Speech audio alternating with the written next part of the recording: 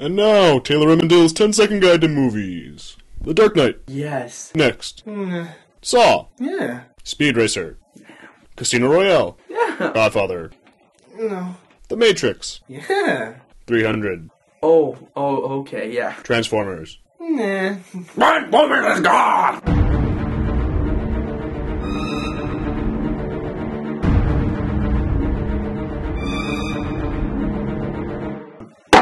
Hello everyone and welcome to Taylorem and Dill at the Movies. I'm Taylorem. And I'm Dill. And we don't like movies. Tonight's film is The Happening, a film with a neat idea done horribly wrong. And no, it's not the sequel to What's Happening, just The Happening. In 1999, there came a film called The Sixth Sense that blew everyone away. It was written and directed by M. Night Shyamalan, and instantly he was called a film genius. And why was The Sixth Sense so good? Because of the twist. Dialogue, blah blah blah, I can see dead people, yada yada yada. Then, Bruce Willis was dead the whole time. Jaws dropped. Heads exploded.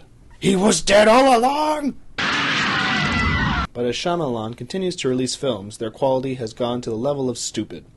The Happening being his most recent. So enough history, let's get watching. The film starts out in Central Park where two women sit on a bench. After a while, the whole park plays a game of freeze tag and does a horrible moonwalk. The lady on the bench talks about her book and then pulls out an 8-inch metal hairpin. I remember this from the trailer. Yeah, she's about to stab herself in the neck with that thing, and then they cut away, because it's just the trailer. But this is the actual movie, and they have to show it, and I guarantee it's going to be super gross. Remember that Shyamalan's big campaign for this movie was that it was rated R. So it has to be gory. Let's watch. Ew, that's gross. She's going to hit a vein soon. Wait, did it just cut away? That's what you call rated R, Shyamalan.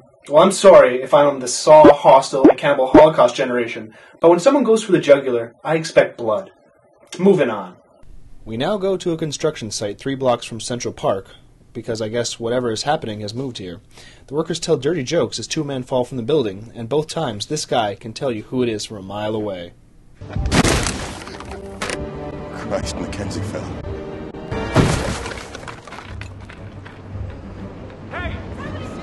David? Yeah, that massive human carcass does look like Mackenzie. More workers from the top start jumping off. I guess because someone up there had a bootleg copy of this film on their iPhone. This is far more entertaining! Now enter our protagonist, Mark Wahlberg. Yes, Mark Wahlberg. Hey, I'm Mark Wahlberg. You guys know me. Hey, dog, how's it going? I like your fur. That looks really great. So you're a dog, right? What's that all about? Okay, well, it was great to meet you. Say hi to your mother for me, okay? Here he plays a high school science teacher discussing how some bees mysteriously disappeared. Everyone seems to have an answer except for the student who's a cross between the guy from Speed Racer and the guy from Twilight. Supposedly, he's too busy thinking about his looks and keeping his butt chin clean. Wahlberg then leaves the class when the vice principal visits. All the teachers are then called down to a meeting where Cameron, from Ferris Bueller's Day Off, informs everyone that a terrorist attack has occurred in Central Park. He then goes on to explain that it's airborne and consists of 3 phases, the last being vaguely fatal. Wahlberg dismisses his class, but before they depart, leaves them with some sound advice. Hey guys. Nothing. But say hi to your mother for me.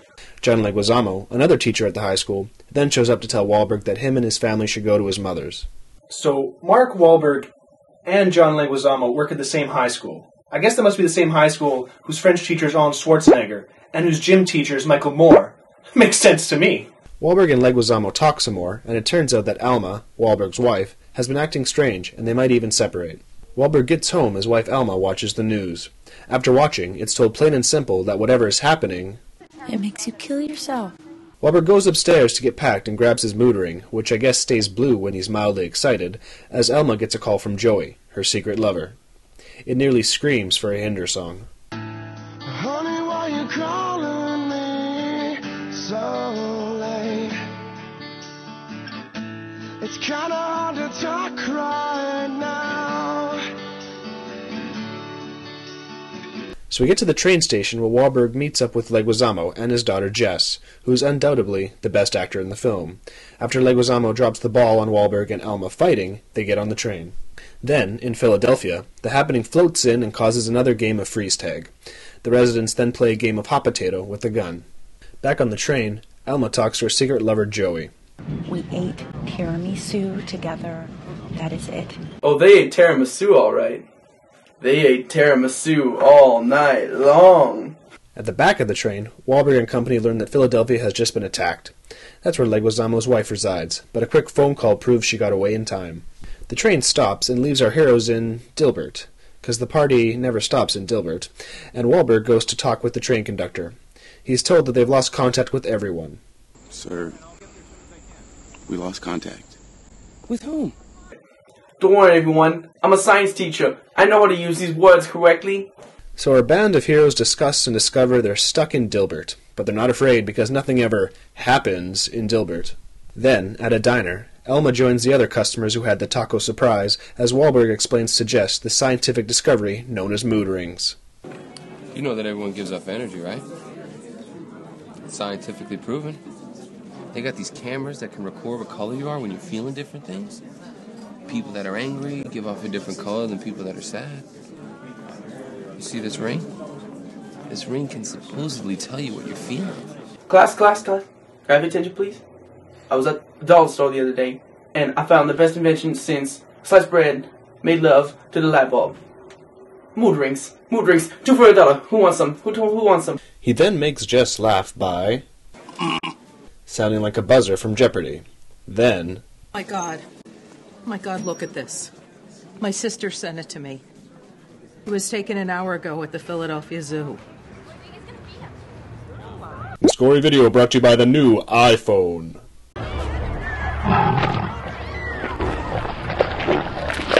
Wow, as if they got the bootleg footage from the Siegfried and Roy attack. Boo!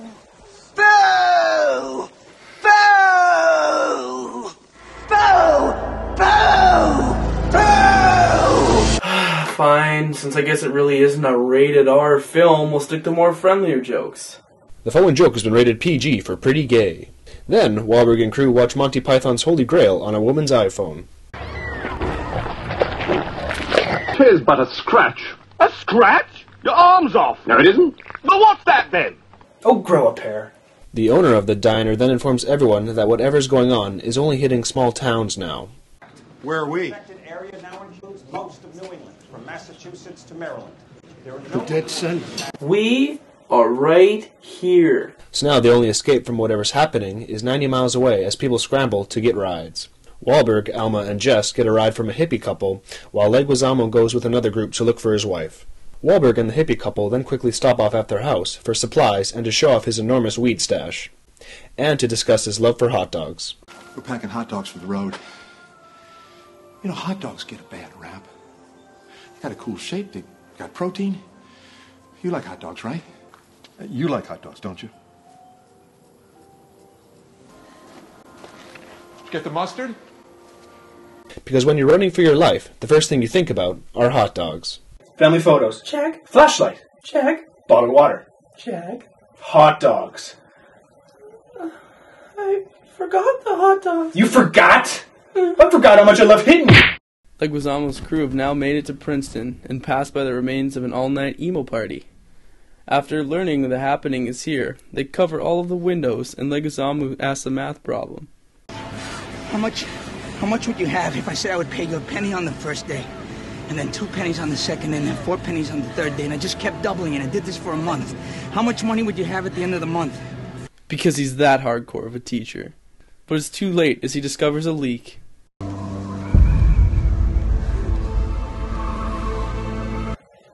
Oh shit, bro, you're letting all the smoke out. So they crash into a tree and Leguizamo climbs out to finish the job. They kill off Leguizamo? Even after that 2-minute speech about how he'll be right back and for Wahlberg to look after his kid? You crazy, movie. You're crazy! I got her, I'm Julian. gonna take my daughter's hand unless you mean it. But you said you'd be right back! Back at Wahlberg's crew, they come to a fork in the road and meet the biggest sissy in the army. My name is Private Oster. I'm stationed at West Dover Military Base, about 10 miles back. This is my only monologue. Please listen. So the crew is told that a certain area has been hit and to head the other way. I'm starting to notice a trend in this film. The happening hits, they move. The happening hits, they move. The happening hits, guess what? They move. What they should have called this film is The Happening Road Trip, but then it would have sounded cool.